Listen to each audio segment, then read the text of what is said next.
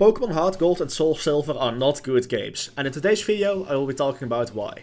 I will be giving you 10 reasons why I believe these games are flawed and are far from perfect, unlike what some fans believe. Granted, everyone has their favorite Pokemon games and their most hated ones, so hey, let's keep it all civilized. I'm not personally attacking you. It's just a fun way to present 10 flaws about this game. So kicking off the list number 10, we have the changes to Lavender Town, basically removing the eerie vibes. Okay, there was only so much they could do to improve Kanto. It was an old region, especially at the time of making Silver and Gold. They probably had very limited dev time to change the previous region on top of adding an entire new one. But the one thing I objectively disliked compared to the original games is their removal of personality from Lavender Town, and instead putting a radio tower there. And yeah, I get it was lore attached, there were reasons for it, but I personally just really dislike this. It cuts a lot of the flavor of the game out. Lavender Town at the time felt really spooky. It actually felt, somewhat eerie, scary even. Like as a teenager, I used to read about creepypastas, related to Lavender Town, which I found very interesting looking back. And now there's just a radio tower. It's a huge loss in flavor if you ask me, and this one is the most subjective of the list, but yeah. My number 9 is Voltorb Flip. Oh my god, I really hate the game corner incarnation in this game.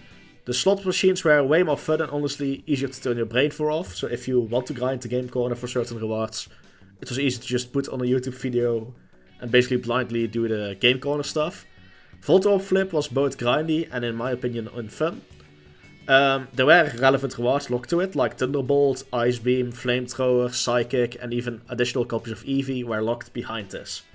So there were key rewards stuck behind an annoying mechanic, and that's something I personally dislike. My number 8 is Kanto taking away focus from Johto. I think without Kanto this game might have been better, because then they could have actually fleshed out Johto, which had a lot of potential.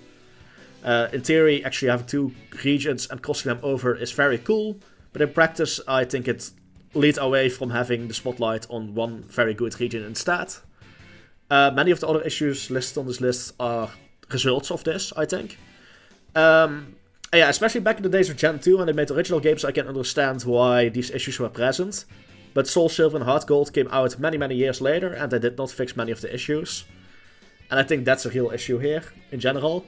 The remakes didn't change enough, yet people praised them as they are supposedly the best remakes, which I think is very flawed. But number 7 is time and date locking Pokemon and mechanics. Pokeathlon only giving certain rewards on certain days, gym leader rematches being attached to very specific time and dates. Only being able to catch Houndour, for example, at night. Yeah, it's just annoying. And I mean, from one side it's cool that night and day is a thing, and you can only catch certain Pokemons in the daytime, some only at night. But in practice it just makes for a very annoying gameplay. And yeah, you can bypass it by modifying the time and date on whatever device you play these games on. But I don't think that should be needed to fully enjoy a game. At least adding an in-game way to modify time, like even Grand Theft Auto has, for example, would solve a lot of these issues. Especially because some people also might just prefer the way the game looks at night. Yeah, this doesn't exactly ruin the game, but it is annoying. My number 6 is only giving you 1 copy of Eevee, and to an extension also not giving you the ability to obtain Leafeon and Glaceon in this game.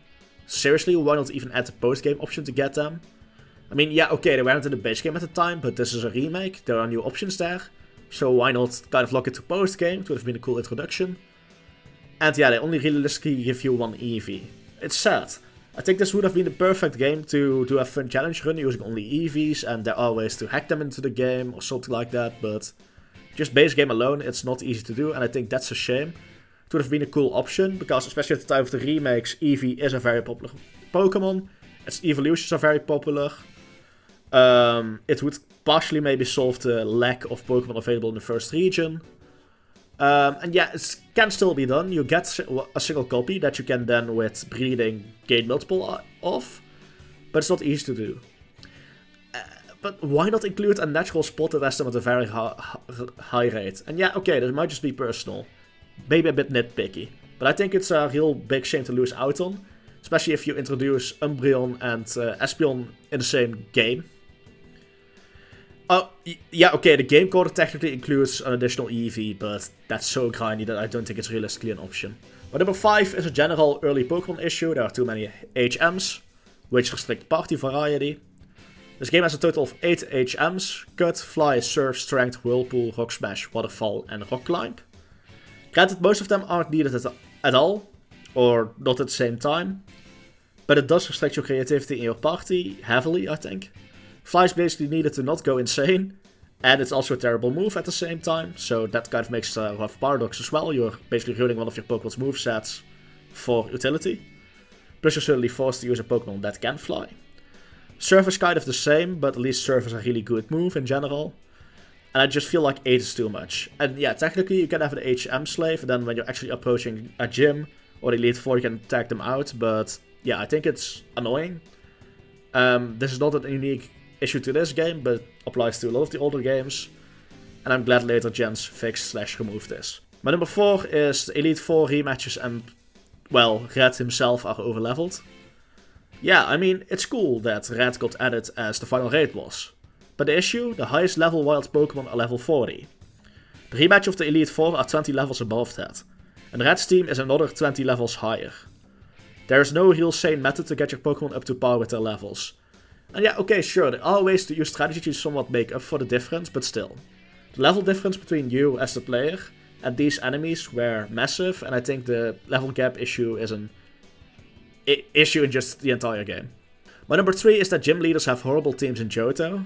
Ah, so you're playing the sequels to the original games, a new region, with new Pokemon. The first gym, Pidgey and Pidgeotto, Pokemon from Kanto, not Johto. The second gym, Metapod, Kakuna and Scyther. This might sound petty, but shouldn't the first gyms in a new region introduce Pokemon from that region? Whitney, the third gym, at least has a Miltank. But then the gym afterwards, Morty uses 4 Gen 1 Pokemon again. 4 gyms into the game and we have 1 new Pokemon. Wow, impressive. Oh yeah, Gym 5, by the way, doesn't include new Pokemon either. The 6th gym finally does so by introducing a Steelix, an evolution to a Generation 1 Pokemon. Gym 7, 2 Pokemon from the first gen, and 1 new Pokemon, the Piloswine. The 8th gym, Kingdra, another new Gen 2 introduced evolution of a previous Pokemon. We had 8 gyms, and we only had 3 Gen 2 Pokemon, 2 being an evolution. Yeah. Great way to introduce a new region Pokemon Company. Or did I just say 3? I believe it's 4. Well, whatever. It's very little, and there should have been more. Especially since there were suitable Pokemon out there to introduce these gyms. I think out of the list, this is one of the options, and probably the highest ranking one that is objectively a flaw. And I can't comprehend why they didn't change that.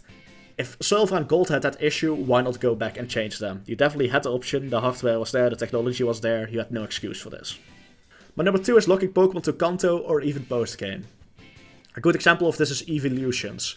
Stones are either Kanto locked or require you to play the Pokéathlon, which is another type of annoying as it relies on certain days of the week. Meaning you probably need to manipulate time, or in other words, cheat. And for example, Houndour can only be caught in Kanto, at night, with a 5% chance. Yeah, it was quite obnoxious, and I think that's one of the biggest criticisms people give this game. A lot of Pokemon are too hard to get and are either locked to post-game, or they're just honestly barely obtainable at all. And yeah, it's cool that I added some of the Gen 4 evolutions like Weevil to this, but then again, you still had to get an item from post-game basically. It's honestly a shame. And my number 1 is, of course, reinforcing a previous point, level balancing in general is horrible. The 8th gym is around level 40, yet wild Pokemon are around early to mid-level 20. The game suffers from this pattern a lot. It's not unusual for other areas either. This either leads to being underleveled on average, only leading to no life grinding, or abusing legendaries. And I suppose both options work as a solution, but still I think it's lame. It also basically forces you to keep the Pokemon you start with, because if you switch up Pokemon and you need to train a new one, it's severely underleveled. And I think this game would have benefited a lot from the modern XP share mechanic. So yeah, these are my top 10 reasons why SoulSilver/HeartGold suck. Now if you love these games, this video will definitely not change your opinion, but at least will probably help you see the opinion of someone who doesn't specifically think these games are the greatest. No hate towards the game objectively though, like what you like, it's fine. I hope y'all have a beautiful day.